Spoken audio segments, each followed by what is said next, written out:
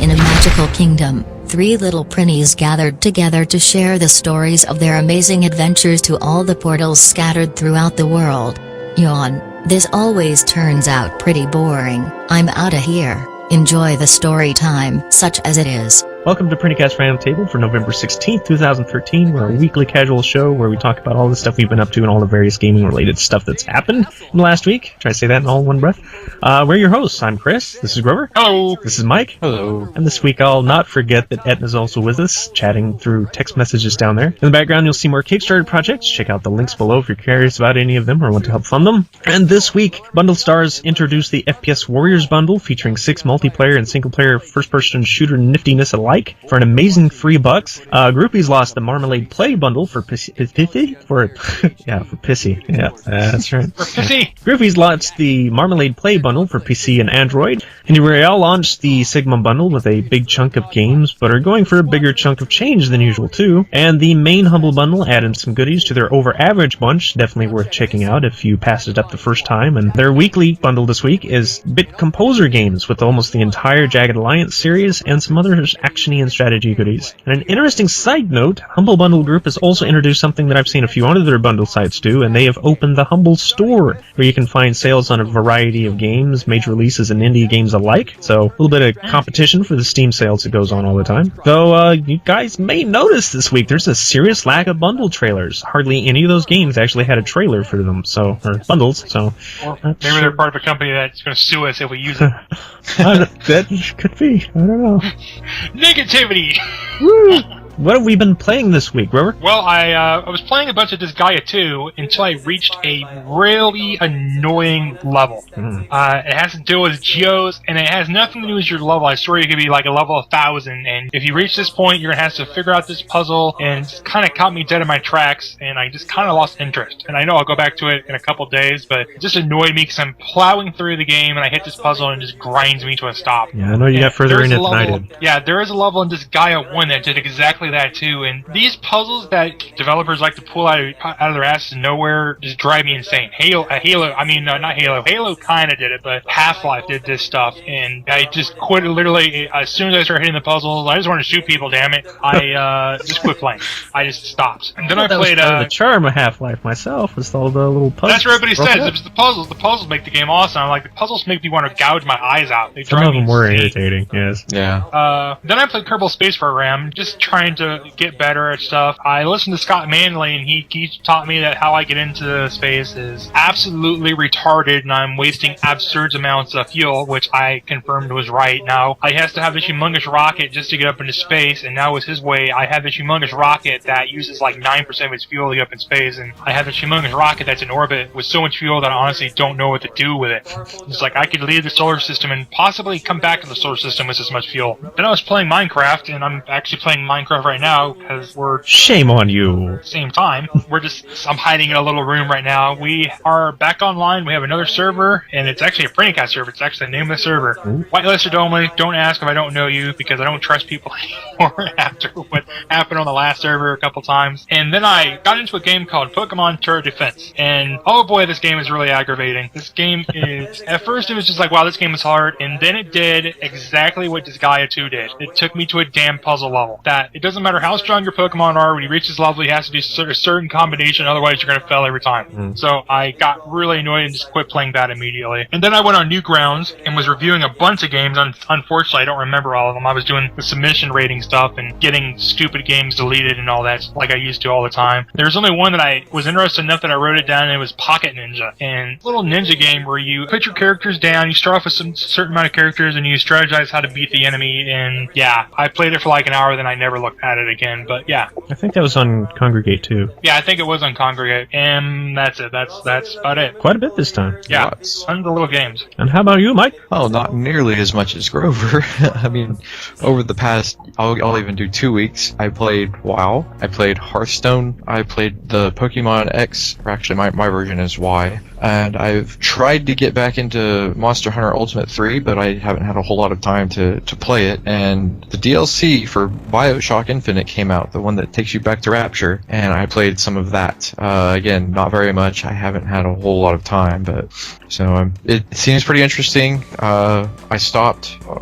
Without giving anything away, I stopped after the ice rink. So those that are playing will know. Spoiler free. Yeah, those that aren't will be like, I don't even know what the heck that means. So good enough. But I haven't had a whole lot of time to do very much. So I'm just kind of getting done what I can and then just being like, oh well, for the rest. So Getting kind of garbly every now and then. Are you downloading something? I think Windows is downloading something in the background. Oh, figures. It's not too bad. It's just making you sound like you're doing a little bit of this. Yeah, I just had to stop AdAware from steadily scanning.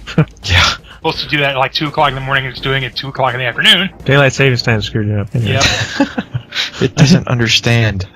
It's Y2K! Anyway, I didn't mean to interrupt you there. I wanted to double check. Oh yeah, no worries. I don't really have a whole lot to report. So, we did go to a new game shop in Owasso, and they had a bunch of board games. So we picked up the Game of Thrones card game, but I haven't even opened it. We did watch a video while we were there, so we'll be playing that hopefully. Yeah, pretty soon. I assume it's a card battle game like most of them. It's kind of like Magic, but you don't have to buy a ton of packs. You buy the basic game, and you pretty much get everything you need to play. Yeah. So yeah, it's just a cheaper alternative, and it's Game of Thrones, and we like Game of Thrones. So but yeah, what have you been playing? Well, the cookie clicker's not so much of a thing anymore because everything's done. I'm just I'll turn it on overnight or something like that just to get the numbers up so it looks that much more impressive when I finally get around to the Prinny Plays video of it, which is all for basically just one punchline joke, but I am going to do it eventually. Still doing the Tynan thing. Even some of the people I'm playing with are starting to get a little annoying. Matter of fact, I got completely bitched out yesterday about how fast I was going up the ranks and how they spent so much time on the game, and here I'm some newbie and yada yada yada.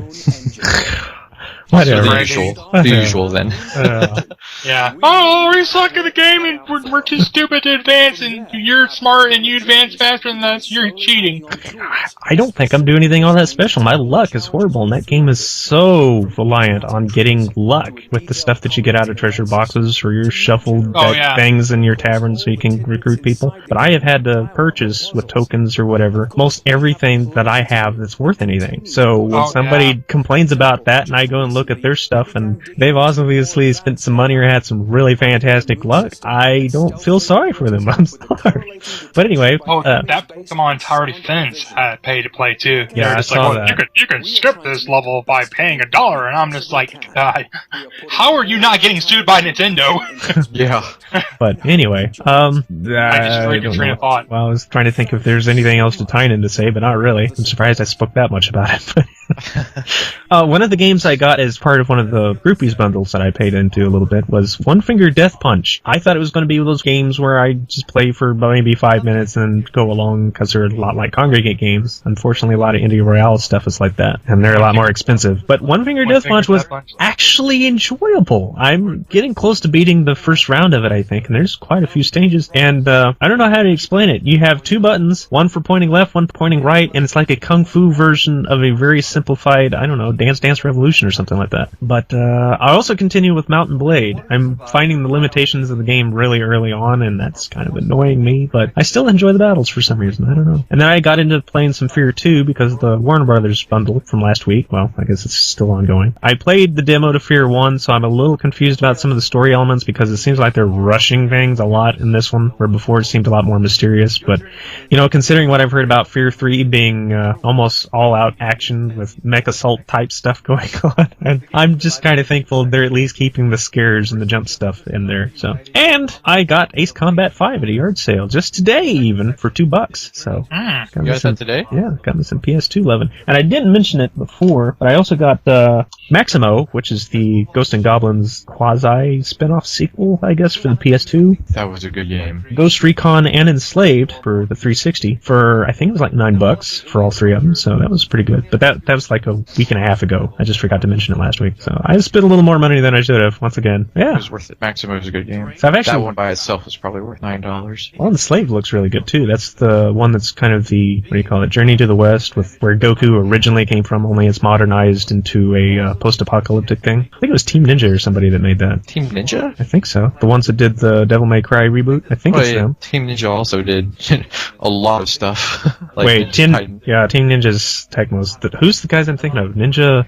I don't remember now. I tell you, my game knowledge cred is really going downhill. I am so behind on the next-gen game stuff. And lo and behold, that kind of takes us to our next topic. The PlayStation 4 is out. It is here. Yeah. The next generation has truly arrived. Sorry about the Wii U thing. I don't really call that next gen. I'm sorry. It's Yeah, more like last gen. slightly fancier current gen. Yeah. Yeah, no, got it. He was streaming a little bit. The onboard capture card on it looks like crap from when he was streaming. It looked bad. It didn't look good at all. But, you know, it's not bad, I guess. They had a major kind of malfunction thing, and this is probably going to happen a lot from here on because these new systems are so online integrated that kind of did the same thing most MMOs do. Too many people logged onto the system all at once, and so they had a lot of problems. Oh, man. Matter of fact, it even went down a couple of times. And the fact that it didn't go down immediately blows me away. Yeah, well, they're hanging in there. It's kind of a bad start when you look at it. It took Neil about 30 minutes to start playing. The PlayStation 4 just would not do anything. And no matter what he did, then it just started working totally. That's probably what he was facing, was that very thing. Then again, it's probably better than some multi-gig update. And yeah, I'm kind of smacking Nintendo here, but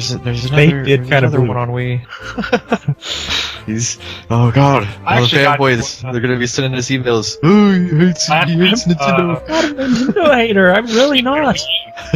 I love Smash Brothers, man. Oh, I can't wait for it. I'm still looking to get one of those stupid Nintendo 2DSs. Yeah, last week we got a Wii U, so I was playing that a little bit. I like that big controller because you just look at the controller instead of watching the television. Oh, there's some really nifty ideas they can do with that. But other than that, it wasn't very interesting to me. It was just like, this is kind of cool, but it just reminds me of a better Wii. That's all it reminds me of for some reason. Just like, okay, this is a Wii that's better. They just need the games. The Wii U should have been the Wii, in my opinion. If they had released that instead of the Wii, and then put everything that's on the Wii U, and did the graphics and stuff, then I think they would have had a lot more success. Not to say that the Wii was unsuccessful, because it more or less was. Yeah. I still wish they would have called it the Wii instead of the Wii U. I think some people are anyway. Probably. They could release the next one and call it the Wii. Wii U. Yep. But yeah, I don't suppose there's any immediate plans for any of us to get a PS4. I don't think any of us can afford it for one thing, but well, I could if I really wanted to, but I don't want to. Yeah. So I was kind of excited for Watch Dogs, but since that got delayed, it's like there's no point for me. So and it is a current gen game, so you can still get it current gen as well. Yeah. Just won't look I know they're going to put a Gran Turismo on it, so I always like the Gran Turismo, so every time I get a copy, it gets stolen. What the hell? I mean, literally, I got Gran Turismo 1, 2, 3, 4, 5. I haven't got 6 yet, and they all get stolen. Is it kind of like Grand Theft Auto there? Yeah, I got my Grand Theft Auto stolen too, which is kind of ironic. Well, that was the joke I was making, because they're stealing car games. But yeah, okay. I think people just steal your games, period. Like, family spell was thieves. Well, at least in mine, it's just a matter of, something getting borrowed and then, it just gets forgotten. Indefinitely. Yeah. But that's what it used to be at one point. It's like, hey, I gave this about a year ago. You still got it? And they're like, oh yeah, I just put it up and completely forgot about it. So when is Microsoft releasing their water cooler? Next week. Next week? Next Friday. They're just a week apart. That's the one system for right now. I have virtually 0% reason to even look at.